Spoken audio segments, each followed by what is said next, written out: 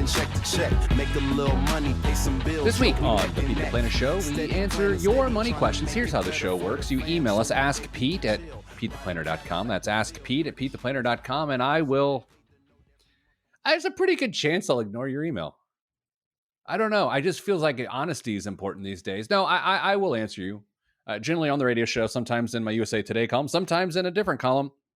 And today, my co-host with the most, Damian Dunn, joins me from Northern Indiana, VP of Advice at Your Moneyline and Hey Money. Hello, Dame. Hey, Pete. We are taking one of those emails today. Actually, this came as a Twitter DM. Someone slid into the DMs and asked me this question. And so I think it's great. Of course, I'm going to withhold names, and I'm also going to withhold business names because, well, it's that sort of question. Hey, Pete. Hope you're doing well. Your kids are getting so big. Quick question for you. What? It's a friend. That's pertinent. Well, I mean, they are. They're giant. My daughter's a muscle hamster. Like, she's just like this muscly, she can take down anyone in the house. And, you know, Ted's got big hair. I send everyone, quick question. Anyway, I switched jobs. I'm now working somewhere else. I have a retirement account from my last job with a financial company. My new job also uses that financial company. However, I got a call from that financial company today, and they want me to do a rollover of my old account into an IRA, but I thought it would make more sense to take that old account with the financial company and put it into my new 401k with the financial company, but they're trying to get me to put it into an IRA instead. Does it really matter? What would you do? Dame, I'm upset. Oh? Yeah, I see what's happening here. Please, tell us. Oh, do you not see what's happening here? I was hoping you would see what's happening here too. And then you could explain it and I could have a drink of water. Okay, I can do that. So the answer here is, sadly, maybe they should do that. I hate hedging on something like this. Maybe you should do that. What do you mean do that? What is that? Maybe they should put it into an IRA. Maybe. Okay. Why do you say that? The biggest options that people are going to struggle with or would cause them to move it from a 401k into an IRA are going to be fees that are associated with the current 401k plan that their money is in or the one they are moving to. If they can get a better deal, i.e. less expense in the IRA, that may be worth their time. The other one's going to be investment options that are available to you in the old or new 401ks. If there's nothing there that really helps you reach those long-term goals, IRAs are wide open. You can choose from thousands of investments to build that portfolio that's custom just for you and will help you get to where you need to go. The downside, well, somebody may be getting paid that wouldn't normally be getting paid as much as they would if you went from 401k to 401k. So is there a monetary reason that somebody reached out to you to get you to potentially move into an IRA versus your new employer's 401k? I would say the chances are very good. Well, so I'm going to create a little hootenanny here and just take the second view and just adopt it as the view, because I think it is very unlikely that someone is able to get lower fees going to an IRA from a 401k from a large employer. Because when you have a large employer who has a 401k, they buy their investments, so to speak, in bulk, and you're going to get much lower fees. And if you're an individual investor, then you have to pay retail fees, which are always higher than institutional fees. And I think this is 100% a money grab from the company, because there's a very, very small chance, like 2% chance, I made that number up, 2% chance that the fees are lower in the IRA. And I would also say most people don't need more investment options. They just don't, right? And so this person is your average investor. They likely kind of know what they have in their account, but they didn't necessarily choose them. It sort of got tripped into that situation. So yeah, I'm going to actually take a real hard stance on this. They have to absolutely put it into the new 401k because it's going to be a lot cheaper, and it it will keep them organized too. Dame, why do you want multiple account statements from the exact same company? That would be a little confusing, but I'm going to push back a little bit. Let's do it. Have you looked at lots of companies' 401ks? Now, here's what's Yes. important. What's important in defense of me, I don't think you said large company when this was all shaking out. So it could have been a small company that didn't get those cost advantages for their 401k. I've seen some smaller 401ks that are loaded up with fees and not very attractive for the employees themselves. The main reason to invest there is to get the free money with the match. Would you agree with that, Mr. Dunn? I don't know. You don't I know, did. of course. I Of did. course not. I did bury the lead here. He did get back to me after I answered the question. He asked the guy if the fees were, how the fees were different, and the guy simply answered, "They're about the same." Dame, about the same is not the same, because 5 basis points, 0.05, Yeah. is a big difference when it's all said and done, decades with hundreds of thousands of dollars on the line. I'm telling you, any financial expert that says they're about the same and leaves it at that and doesn't tell you what they are, and by the way, I'm not saying the person that works for that company is a financial expert, they're a financial services representative, then there's a reason why they're so vague.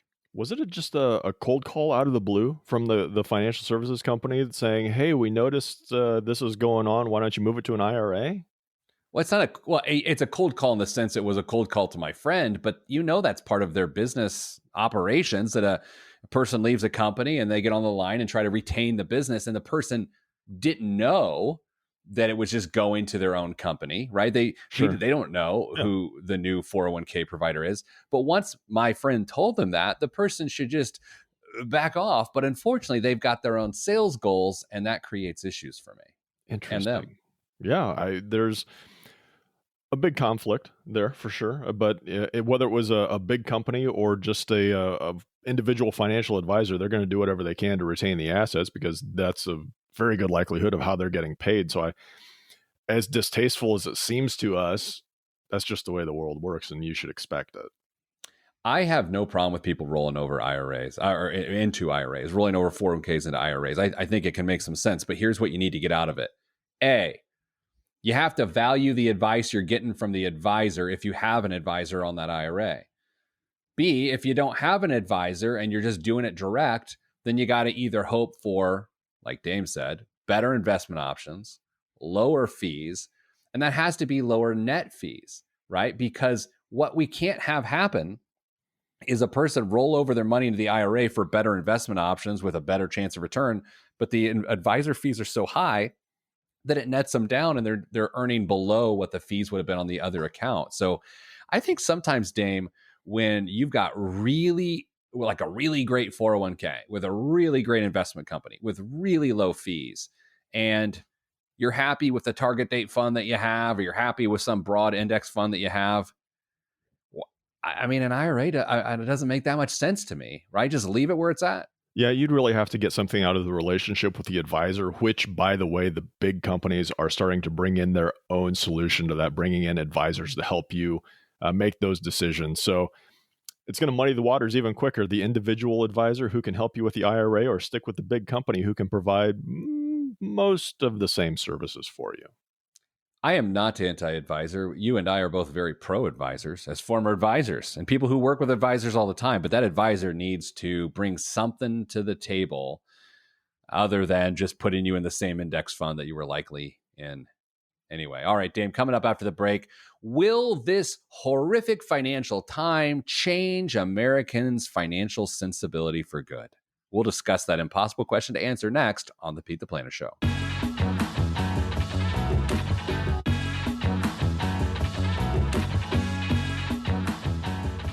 Back on the Pete the Planner Show, some fun and frivolity during the break, but you know what? We're just going to stick to finance during the show here. Damian Dunn joins me most of the time. Dame, so this week's Indianapolis Business Journal column, well, I kind of got on a soapbox a little bit, and so I want to share those thoughts with you. And what I would like to extend an offer to you to do is to beat up my idea. Fair enough. You always have that invitation, but I think the show's better when we disagree. And I don't want to be one of those shows that manufactures disagreement. Like, I have no interest in that. But so growing up, Grandpa Dunn, always used to tell me that, as a child of the Great Depression, he learned to make do with what they had and nothing more, right? He never wanted for anything. He didn't even, get in the climb the ladder thing. He just was a very sensible, prudent person, which is, I think, the reputation of the greatest generation. He went on to fight in World War II, after growing up in the Depression, was stranded on the beach of Iwo Jima with another soldier, and were sort of lampooned overnight. And then they had to find their way to a ship and leave. And I'll have to tell you, it really changed. It changed who he was moving forward. I mean, this Damien was prior to PTSD being a thing. But I think if you're stranded on a beach in a war overnight with another soldier, it changes your life, and it certainly changed his life. But he's a very sensible guy, and look, you know me, and you know how I feel about him. He's like my favorite person in the world. He taught me about money specifically. He had a Pringles can on his desk in his home office that had all his change in it. So when he passed away, my grandma gave me that Pringles can. I have his change. It means a lot to me. And as I think about what we're all going through right now and the sensibility of the greatest generation, where you're forced to stop looking for what's next, and you're not the sort of person, the greatest generation is not the sort of person that has a bumper sticker on their back of the car, like one I saw the other day that said "never satisfied." I mean, they would laugh in the face of that idea.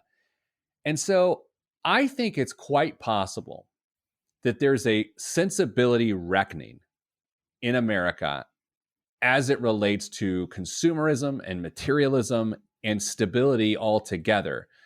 Now, I hope that happens. It's possible. I'm not holding my breath, but our financial habits have gotten markedly worse decade after decade after decade, year after year after year. And Dame, we're getting to an ugly and uglier place, to the point is I'm not sure we can come back from our addiction to a comfortable lifestyle and regain that prudence that the greatest generation set up for us. I hope you're right as far as what you wrote about, or what you've identified, that this will be a reckoning and we will change. I, like you, doubt that's going to be the case.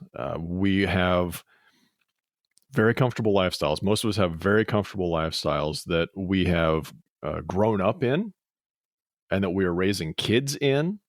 And it just becomes ingrained in their lifestyle. When our kids, I'm speaking about Pete and I, our kids are roughly the same age. When they graduate from college, they're going to have an expected lifestyle where they don't have a period of struggle, where they live very thin and they do whatever they can to try and put food on the table, and pay the bills and whatever that may be. The chances of them going through a period like that are probably smaller than they should be, if I'm being perfectly honest. I think periods like that are very transformative for people and very informing of how they choose to live their lives going forward. And our kids, and most kids, I think, that probably are, I was going to say listening to the show, but no kids are listening to the show. Jameson's kids listening Jameson's to the show. kids listen. I don't think kids in the majority of families today are going to face deals like that or situations like that. They're going to graduate or move on out of high school with that expected lifestyle, and they're going to do whatever they can to attain it. And that may mean taking on way more debt than they should early in life. And if you compound that with student loans, that hill gets even higher to climb, and they're going to struggle, and they're going to be frustrated, and they're going to wonder what in the heck is going on.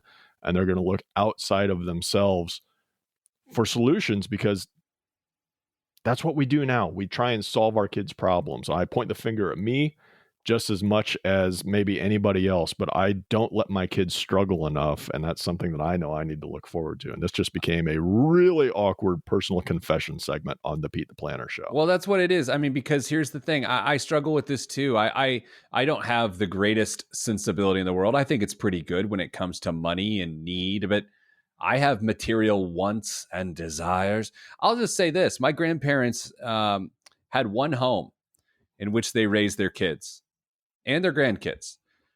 And I'm one of their grandkids. I've had 3 homes, and I'm not old enough to be a grandparent.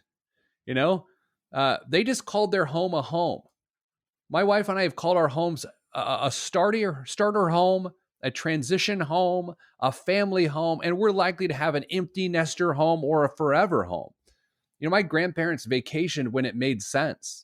We vacation every year and we don't think about whether it makes sense or not, but of course we put ourselves on that path of stability.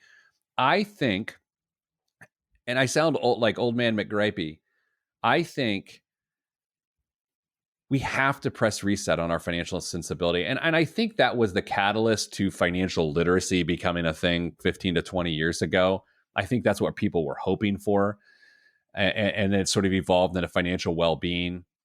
But Dame, we're in a dangerous place. I know a lot of people are hurting right now financially, but there's also a lot of people who aren't, that need to take this opportunity to press reset on their finances. Taking a serious in-depth look at what your priorities are and how you fund them is never a bad idea. And maybe the things that you're spending money on don't really matter to you all that much anymore. Maybe they shouldn't matter to you all that much anymore. And I'm speaking to myself specifically in this case. The amount of money that I'm sure I'll say it, that I waste each month is probably staggering. And it's just because it's become an ingrained part of my normal monthly spending and I can afford it. And so I do it when I could be using that money for much better purposes. So yeah, a reset, just a clean start, question everything would be tremendously beneficial to me and probably a lot of other people. You know, we're going to talk about it in the next segment, but I think, and I was talking to a friend today, I think the next big crisis in America is going to be homelessness as it relates to this situation. You know, we're going to cover the eviction moratorium in the next segment, not because necessarily our listenership is affected by it, although I'm sure they are to some degree. But there's something buried in the eviction moratorium that is going to tell us that January 1st of 2021 could be one of the roughest days in American history based on how this moratorium is written by the CDC. So we'll cover that. So yeah, Dame, I don't know. Maybe I'm just waxing poetic about my grandparents, thinking about them a lot. And by the way, my grandma still lives in that home, right?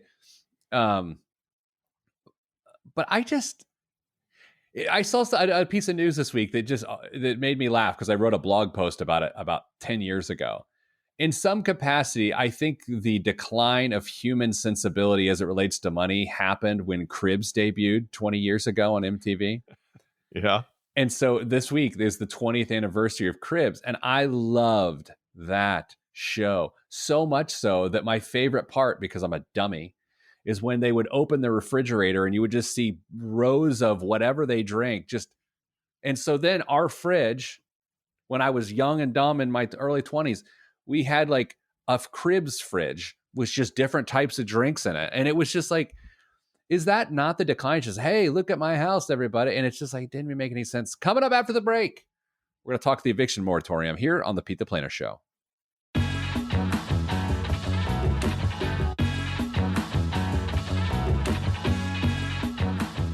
Back on the Pete the Planner Show. Just as I go to start the segment, I felt something on my neck. I didn't know if a bug had crawled on me. You know what? It appears it could have been. You never know. Hey, everybody. Back on the radio show here. Damian Dunn joining me.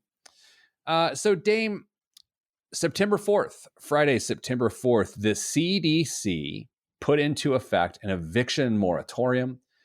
And we need to talk about it because, man, my man, it has got some layers. Do you know much about it? I'm sure you've read the stories, but I'm just curious. What do you know about it? So let's start with what you know, and I'll go from there. superficial stuff for the most part. I know that it is prohibiting landlords from evicting their tenants until January 1st. Technically, I'll probably play out to January 2nd, I would imagine, for the paperwork to go through. And it's buying them some much needed time. There could be some criminal penalties if they try and go forward with any evictions from people who have demonstrated, gone through all the steps that they need to, showing the impact of the coronavirus, and I think maybe two other components to showing genuine needing to stay in their home. And the CDC did it not only to keep people in their homes, but to try and minimize the amount of people out and about potentially transmitting the virus during that time period. So they did it not only to be sensitive to people who are having a rough time, but for health reasons as well.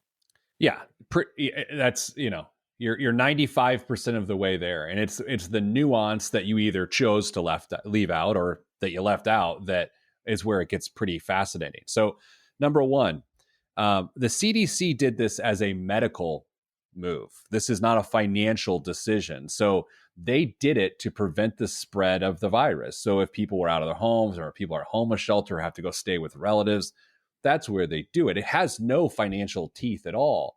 And what it allows someone to do, like Dame says, they have to be able to attest to the fact that they've lost their job or have been financially damaged by this time.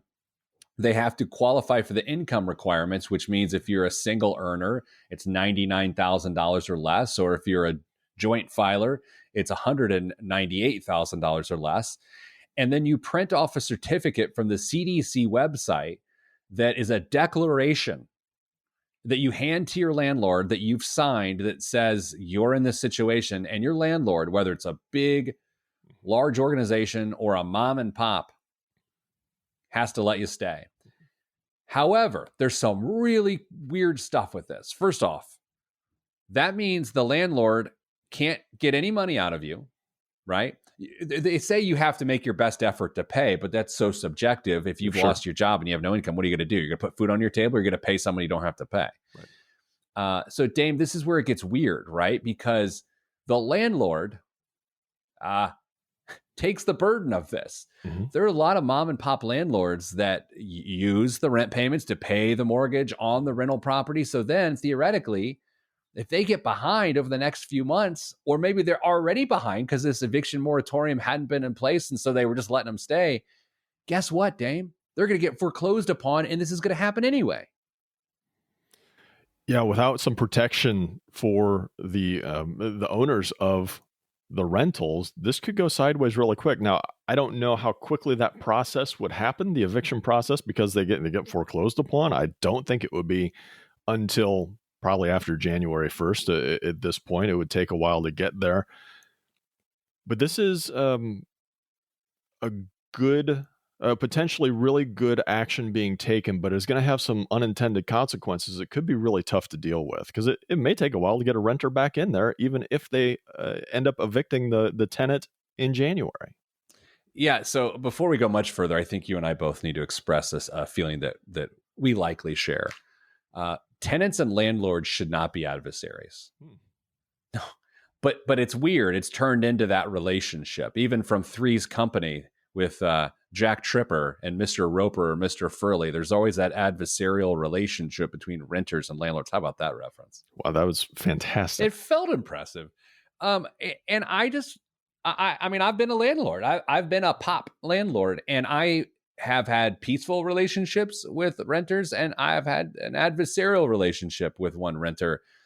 And that's just, unfortunately, the nature of the beast. But in these times, Dame, it is tough. And so in a perfect world, which I don't know if you checked, but we're not in it, there would actually be money changing hands from a government program to the landlords to make people whole. Because here's what happens on January 1st, 2021, all your rent, it comes due, and you have to pay or they can evict you. Now, will they extend the moratorium? I have no idea. But as it stands now, January 1st, 2021, we are going to have mass eviction in this country in the dead of winter. Dame, I also have to let you know that while you cannot evict someone for non-payment, you can evict them for all sorts of other things during this period, even if they have a declaration on file. Noise complaint, breaking the rules, pet issues. You can kick someone out for all sorts of reasons, but it can't be a reason around non-payment. And the way evictions usually work is there's a natural system, good, bad, or otherwise, where you kick someone out because they can't pay, and then you're able to make yourself whole by re-renting that unit to someone else. That is how it works. That is now broken. This isn't a problem that's going to be able to be fixed with a tax credit or some other fancy accounting trick to try and help the landlords either. And I don't want this to sound like my concern is necessarily more for the landlords than the renters. I think it's a scale that has considerations on both sides that are equally that are fair. There's no good solution to this. As you said, people are going to come to a reckoning in January, if not sooner. And we're going to have to see what happens. There hasn't been anything that's made me think that there's a good way out of this. To your point of like, who do you side with? We shouldn't feel like we have to choose sides, but at some point in time, we do have to identify the real issues here. I feel bad for the landlords until the end of the year. And then I feel really bad for the renters because it is going to be a nightmare. And if these landlords aren't foreclosed upon, what in the world is the rental market going to look like at the beginning of January? To your point, you said you think it would be hard to rent a place. So that also would mean prices would come down. So these people that have not been able to get rent out of people now have to lower their price, and they may go upside down as it relates to their cash flow and their mortgage. Yeah, there'll be a glut of supply of rentals that come on in January and early February. Prices will have to come down. That's just how economics works. And if you can't make things mathematically, financially figure themselves out and come to terms, you're no better off than you were previously. So this is a bad situation. You and I have been right about several things along the way here as it relates to this crisis. And it's because we see inside the financial lives of everyday people every day. So we know how this stuff sort of trickles down. For what it's worth, I'm calling my shot. I think January is going to be a nightmare in terms of housing. I think in terms of the housing market. I think of people who, we got a great jobs report on Friday of this week, September 4th. We got a great jobs report. But when 66,000 airline workers lose their job on October 1st, 56,000, let's be accurate. 56,000 people lose their jobs so far between two airlines, just two, American and United. We're going to have some issues. So what am I telling everyone here? Keep valuing stability. Keep valuing stability. Don't fight to get back to the lifestyle you had. Fight to actually stabilize your finances. It's a nuance that will save your financial life. Don't go back to what was normal. Forget that. Maybe your normal was a bad idea. Yeah, consider that. Your normal may have been a horrible idea. Value stability, and that's how you'll get through this. Coming up after the break, biggest waste of money of the week in current events, right here on the Pete the Planner Show. I'm Pete the Planner.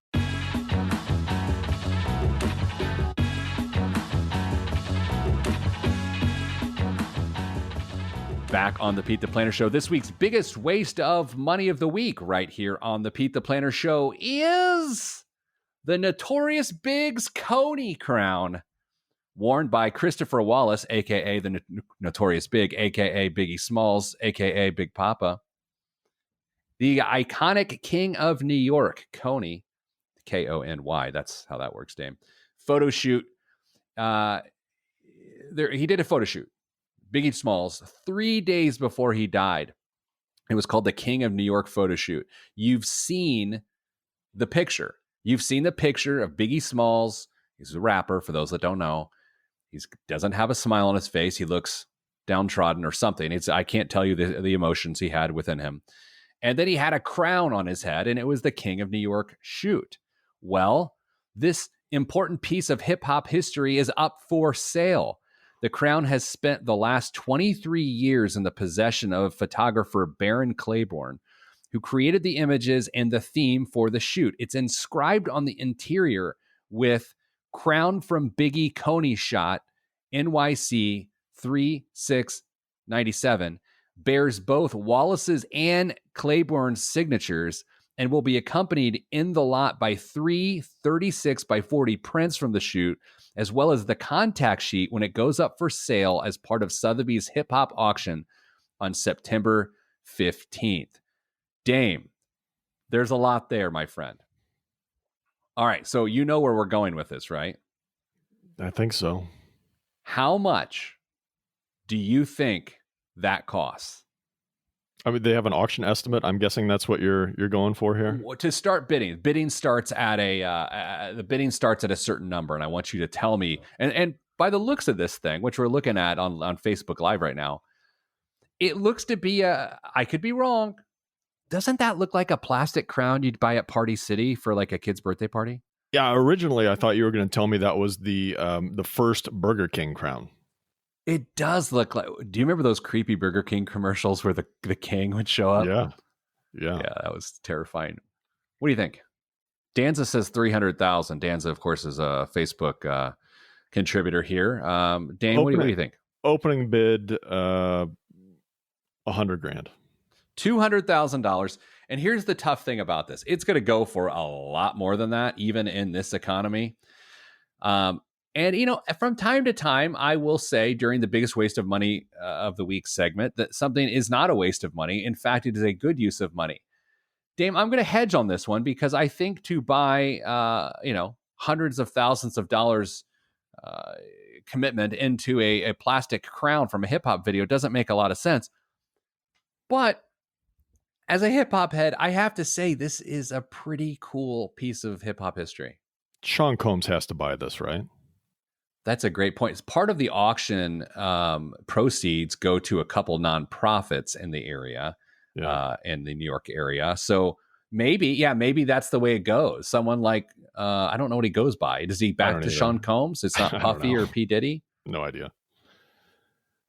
It could be Jay-Z could. I mean, there's any number of guys that I think will probably swoop in and just snap this up. You think so? I'm going to go a different direction, and we're going to follow up on this. You and I are really good at following up on things from the show weeks later when we've forgotten. It's going to be some tech mogul, some young tech money guy that comes in and buys it. Like that Martin Shkreli guy that jacked up the prices on those drugs that then went to prison. Remember that guy? I do. Elon's going to buy this and send it into space with one of his astronauts and let it orbit a couple times. Did you see? I was going to make. Did you see the Elon Musk story this week where one of his tech companies is a brain implant company? Yeah, the chips in the brain. Yeah. Okay, so I'd heard about it, but I didn't know why it existed specifically, like what the end purpose is. Right now, they attach this mini computer to your brain, and then it has Bluetooth that you can interact with it. And it's for right now, they're trying to test it with spinal cord injuries and things like that. But Dame, do you know what the actual end purpose is of that? No, I thought it was going to be for,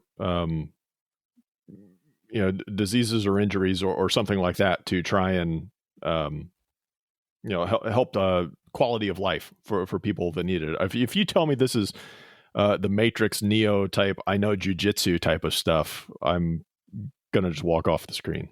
No, dude, it's crazier than that. It's crazier than that. Okay, so I learned this morning and it freaked me out. It is in an effort to prevent artificial intelligence from ending civilization. So because artificial intelligence, of course, they start to think like humans and then they could someday ruin us all and kill us all. And then the robots take over. I mean, that's the dystopian Terminator. Yeah, exactly. So what this is, it is basically to turn your brain into a computer so it can essentially make friends with computers so that by linking our brains with computers, that will somehow prevent the artificial intelligence invasion that is going to kill us all. I'm sorry, I can't do that, Hal. Yeah.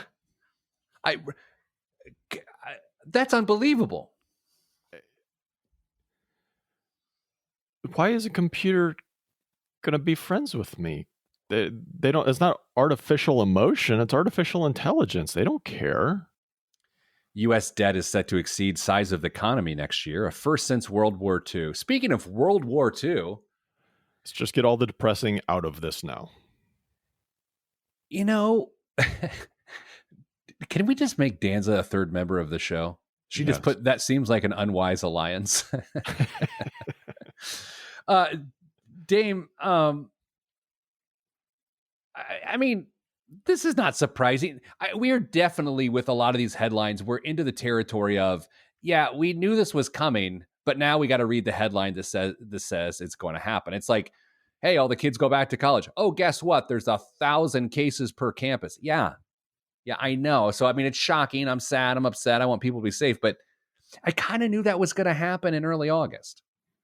This isn't a surprise. We all knew this was, we should have all known this is where it's headed. There's still not enough attention being paid to the overall size of the debt, I think. I mean, the interest payment alone each year continues to climb. And I got news for the foreseeable next couple of years, we're still going to be in a situation just like this, where our expenditures are going to outpace the GDP, and it's not really going to be anything we can do about. It really ties into what you and I were slacking about this morning, that based on the jobs report, based on the eviction moratorium, which isn't fully being understood even by people in DC, I don't think there's going to be another stimulus plan. I just don't. And this ties in because, Dame, if there is another stimulus plan, then that debt grows even more, and it grows beyond the GDP even more. Now, some people say that doesn't matter, and I don't really want to get too involved in that, other than to say, I don't know how it doesn't matter, because eventually we're going to, our kids are going to pay for it. It might not matter to us because we'll be dead, but our kids and our grandkids are going to have to deal with that. Dame, there's not going to be another stimulus plan. I'm fully convinced at this point. No, things are looking just good enough that they're going to see how things play out. It's weird because, so the GOP's strategy was to buy more time to get more data to see if they really needed it. Okay. Good, bad, or otherwise, that was their strategy. And so that kind of worked, right? That worked. Whether they made the right decision or not, their strategy worked, right? Their strategy was to not do the bill. And that's not judgmental. They didn't want to do the bill, or they wanted to do a very, very, very small bill. Mm-hmm. On the other side, I think the Democrats, I think had we done another bill, I think a lot of people would be in a better place. But there are other problems that persist. And of course, as we've learned today, there are more problems that would have popped up that we don't even know about, that were unintended consequences of the bill. So it's with that I end the show. God, like next week, we're doing puppies and what else is exciting, Dame? Rainbows, kittens. Yep. Send you good vibes, because good vibes are all that's in the budget. This is the Pete the Planner.